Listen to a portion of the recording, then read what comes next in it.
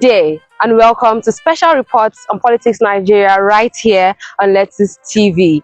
Today we're taking a closer look at the legal trouble surrounding former Kaduna State Governor Nasir Ahmad El-Rufai from the beginning up to this very moment. My name is Comfort Edet. Let's get into the details.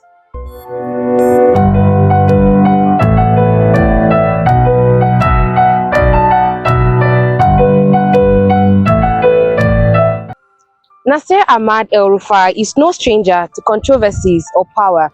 Born in 1960, he rose to national prominence as Director General of the Bureau of Public Enterprises under former President Olusegun Obasanjo, where he played a major role in Nigeria's privatization reforms.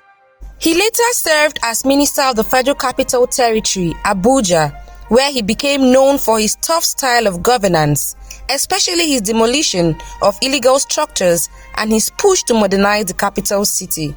In 2015, El-Rufai was elected as governor of Kaduna State under the All Progressives Congress, APC, where he served for 2 terms until 2023.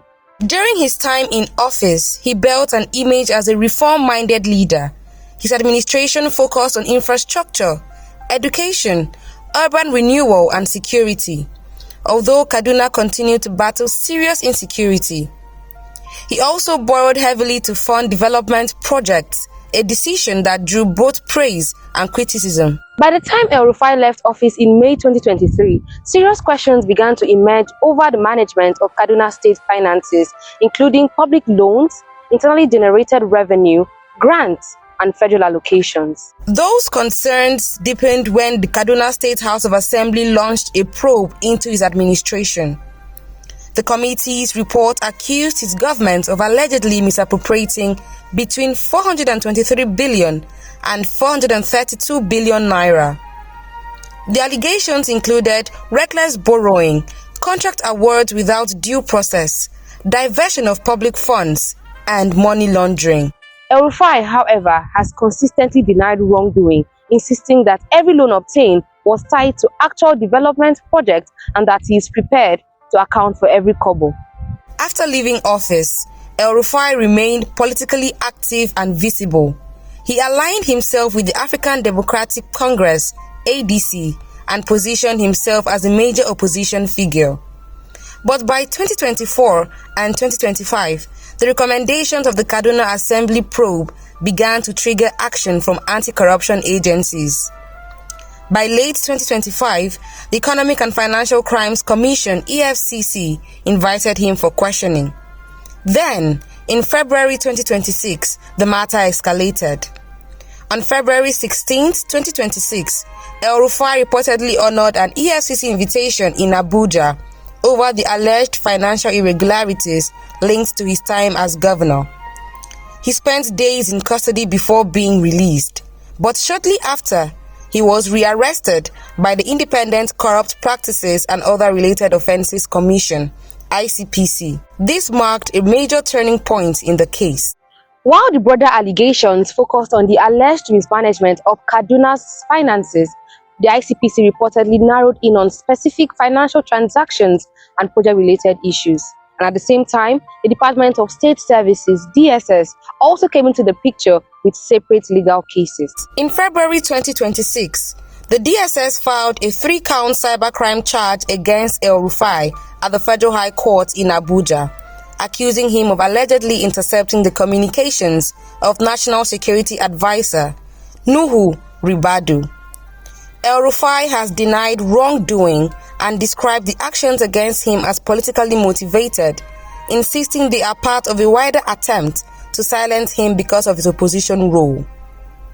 His legal team also filed suits alleging unlawful detention, illegal invasion of his Abuja residence, and violations of his fundamental rights. By March 2026, the ICPC moved from investigation to prosecution.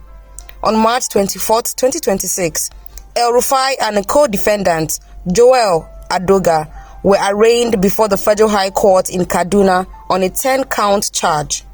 The allegations include conversion and possession of public property, money laundering, and fraud-related offenses. One of the major allegations was that he fraudulently induced the Kaduna State Government to pay 11 billion naira to an allegedly unregistered company, Kaduna MRTS JV Nigeria Limited, for a light rail project that was never executed.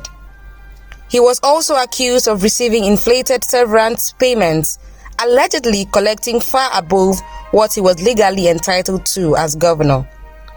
Other allegations involved the alleged dishonest disposal of over $1 million from a World Bank loan and multiple dollar deposits into his domiciliary account, which investigators allege may be linked to unlawful acts.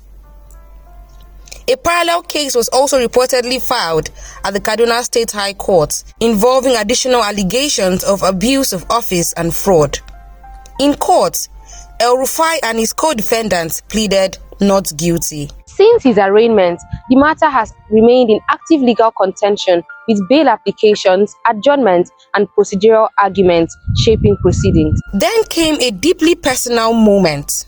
On March 27, 2026, El-Rufai lost his mother, Hajia Fatima Umar El-Rufai, who passed away in Cairo, Egypt, at the age of 96.